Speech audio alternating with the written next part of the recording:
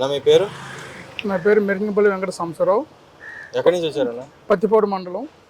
అన్న ఈ కూటమి ప్రభుత్వం వచ్చింది కదా, ఎలా ఉంది పరిపాలన? ఎలా ఉంది? పరిపాలన చాలా బాగుందండి. ఆ, పోయిన 5 సంవత్సరాలు నరకం అంటే ఏదో చూసాం. ఆ, ఈ ఇప్పుడు సంవత్సరంలోనే కొంచెం రోడ్లు కానీ, ఉమ్, రైతులు కానీ, ఉమ్, రైతులకి ధాన్యం కొనుగోలు కానీ, ఉమ్, పత్తి కొనుగోలు కానీ, ఉమ్, ఏదైనా టయానికి డబ్బులు బ్యాంక్ అకౌంట్లో పడతాం కానీ ఉమ్.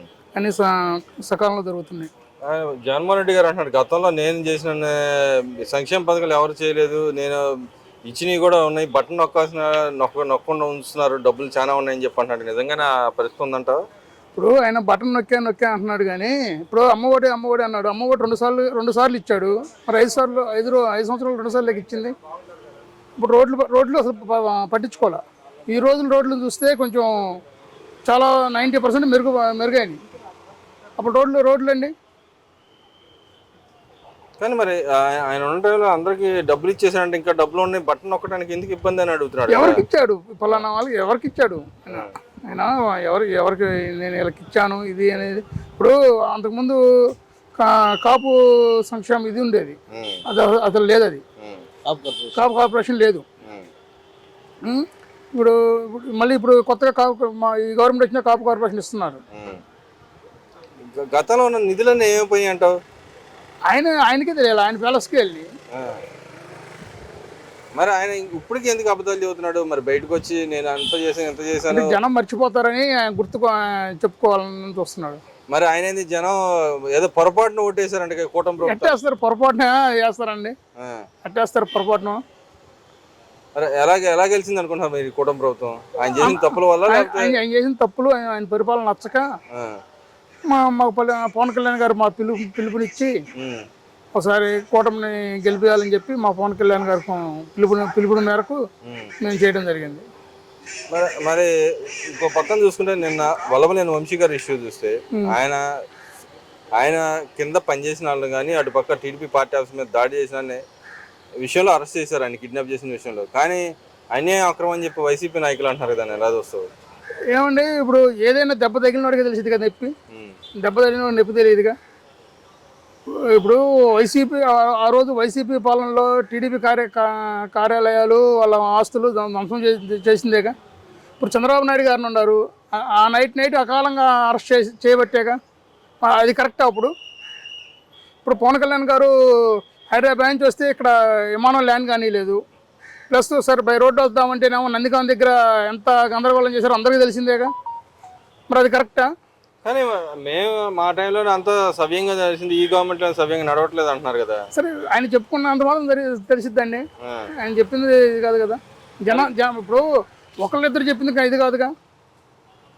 ఇప్పుడు వల్లభనేని వంశీ గారి ఇష్యూలో ఆయన ఏదైతే కిడ్నాప్ కేసు అరెస్ట్ అయ్యారు, అసలు ఆయన ఒక ఎమ్మెల్యే ఉండి రెండు సార్లు ఎమ్మెల్యే ఉన్నారు, ఒకసారి ఎంపీగా పోటీ చేసి ఉన్నారు. ఆ మాత్రం తెలివిగా లేకుండానే ఆయన పని చేసుకున్నాడు అంటారా, లేకపోతే కావాలని ఎవరైనా ఇరికిచ్చారా? ఆయన ఇంక తెలుగుదేశం గవర్నమెంట్ రాదు అన్న ధీమాతో ఆయన చేసిన అరాచకాలకి పాల్పడ్డాడు. అది పైన భగవంతుడు ఉంటాడుగా, ఆయన చూపించాడు. వాళ్ళ మిస్సెస్ కూడా అంటుంది ఏదో తప్పులు ఎవరైనా చేస్తారు కానీ మమ్మల్ని వదిలేయండి అని చెప్పి అంటుంది. నిజంగానే ఆయన చేసిన వ్యాఖ్యలు కానీ ఆ విషయాలు చూస్తే ఆయన వదిలేయాల్సిన పరిస్థితి ఉందంటారా? ఏమంటే ఇప్పుడు ఎవరైనా నాయకులను దూషించడం తప్పులేదు. ఇంట్లో ఆడవాళ్ళు ఏం చేస్తారండి? ఇంట్లో ఆడవాళ్ళని దూషించడం తప్పేగా. ఇప్పుడు భువనేశ్వర్ గారిని దూషించడం తప్పేగా. ఇప్పుడు చంద్రబాబు నాయుడు గారు దూషించండి, లేకపోతే లోకేష్ని దూషించండి, లేదా పవన్ కళ్యాణ్ గారు దూషించండి. ఇంట్లో ఆడవాళ్ళు ఏం చేశారండి? ఇంట్లో ఆడవాళ్ళు వచ్చి ఏం చెప్పలేదుగా. మరి వాళ్ళని అంటాం కరెక్ట్ కాదుగా. అంటే గతంలో కూడా చూసాం, ఏదైతే దళితుల మీద విపరీతమైన దాడులు జరిగిన వ్యవహారం ఉంది, ఈ నాయకులు డోర్ డెలివరీ చేసిన వ్యవహారం ఉంది. ఇప్పుడు కూడా దళితుల మీద దాడులు చేసి ఆయన కిడ్నాప్ చేశారు. ఆ దళితుల మీద ఎందుకు కక్ష కట్టారంటారు? మిగతా అంతకుముందు బీసీల మీద దాడులు చేసిన సందర్భాలు కూడా ఉన్నాయి కదా. ఎవరు? జగన్మోహన్ రెడ్డి ఉన్నాయండి. ఇప్పుడు ఆయన వాళ్ళ డ్రైవర్ని డోర్ డెలివరీ చేశాడుగా. ఇక్కడ రేపల దగ్గర వాళ్ళ అక్కని కామెంట్ చేస్తున్నారని పోతే ఆ అబ్బాయిని కాల్చి చంపారా? ఇప్పుడు ఇలా జరిగినవన్నీ మరి ఆ గవర్నమెంట్లోనే కదా. ఇప్పుడు ఈ గవర్నమెంట్ ఇంతవరకు ఏం జరగలేదు కదా. ఈరోజు ఏదో ఆయన వచ్చి కలవబోతున్నారు, దాన్ని ఎలా చూస్తారు జగన్మోహన్ రెడ్డి గారు? మళ్ళీ ఆయన ఇక్కడ ఉండకుండా ఏదైతే బెంగళూరు వెళ్ళిపోయాడు, మళ్ళీ ఈరోజు వచ్చి వల్లభనేని వంశీని కలవటాన్ని ఎలా చూస్తారు? సరే వాళ్ళు ఇక దొంగలు కలుసుకోవటమే, ఆ, ఏం లేదు. ఇప్పుడు సంక్రాంతి పండుగ అయిపోయినా కానీ నేను తిరుగుతున్నాను అని చెప్పారు. మరి సంక్రాంతి పండుగ అయిపోయి నెల అవుతుంది, ఆ, మరి ఇంతవరకు బయటికి రాలేదు. ఆ, ఓడిపోయిన కానీ అసలు ప్రజల్లోకి ఏడొచ్చాడండి. ఆ, ఆయన వచ్చింది ఎప్పుడు నందిగామ సురేష్ అరెస్ట్ చేసినప్పుడు గుంటూరు ఒకసారి వచ్చాడు, ఆ, తిరుపతి ఘటనలో జరిగినప్పుడు ఒకసారి వచ్చాడు, మరి విజయవాడ వరదలో జరిగినప్పుడు బయటికి రాలేదు ఎందుకని? ఆ. మరి ఆయన ఏదో నేను ప్రజలకు చాలా సేవ చేశాను, నన్ను ఇంకా గుర్తుపెట్టుకున్నారు, నేను ప్రజాపక్షాన్ని ఇంకా పోరాడుతా అంటున్నాడు కదా. అసలు ఆయన ప్రతిపక్ష హోదా ఏడుంది? ఆ, మొన్న సుప్రీంకోర్టు కూడా ఇచ్చింది కదా, 18 మంది ఉంటేనే ప్రతిపక్ష హోదా, ఆ, 11 మందికి ప్రతిపక్ష హోదా ఉండదని. ఆయన ప్రతిపక్ష హోదా కూడా లేదు కదా, ఆ, ఆయన ఒక సామాన్య ఎమ్మెల్యే. ఉమ్. మరి రేపు అసెంబ్లీకి రానని కరాఖండి చెబుతున్నాడు కదా, అలాంటి వ్యక్తికి ఎమ్మెల్యే పదవి అవసరం అంటారా? అవసరం లేదు, ఇంకా రానప్పుడు ఇంకెందుకండి? ఆ, ఇప్పుడు ప్రజలు నిన్ను నమ్మి ఓటేశారు ఆ పులివెందుల కాన్స్టిట్యూషన్లో, ఆ, మరి వాళ్ళకి ఏదో మంచి చేయాలిగా. ఆ, ఇప్పుడు పవన్ కళ్యాణ్ గారు పులివెందుల్లో కూడా రోడ్లు వేయడం కానీ కొన్ని కార్యక్రమాలు మొదలుపెట్టి చేస్తున్నారు కదా. ఆ, ఇప్పుడు అసెంబ్లీ నాయకులు కావాలి కానీ ఇంట్లో కూర్చొని నేను అసెంబ్లీకి రాను అంటే ఆ నాయకులు దేనికి? ఇంకా ఆ. ఆయన అంటున్నాడు అసెంబ్లీకి వెళ్ళే పోరాడాల్సిన అవసరం లేదు, అక్కడ నాకు ఏం పని ఉంది, నేను ఇక్కడి నుంచి అని మాట్లాడితే నాకు సమాధానం చెప్పాలని అంటున్నాడుగా.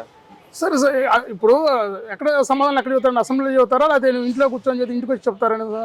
ఉమ్, ఇప్పుడు ఆయన హయాంలో ఆయన ఇల్లు ఒక అసెంబ్లీని చేసుకున్నాడు. ఉమ్, ఎవరిని రానియకుండా ఆయన ఇల్లు ఆయన ప్యాలెస్ ఒక అసెంబ్లీ చేసుకున్నాడు. అలాగే అనుకుంటున్నాడు ఇప్పుడు కూడా, నాదే ఒక అసెంబ్లీ అనుకుంటున్నాడు. ఉమ్. ఎందుకని అలా ఫీల్ అవుతున్నాడు ఆయన? ఇంకా ఓడిపోయిన తర్వాత కూడా ఇంకా ఆయనలో మార్పు రాలేదంటారా? సరే అండి, అది ఆయనకే తెలియదు, మనం ఏం చెప్తాము.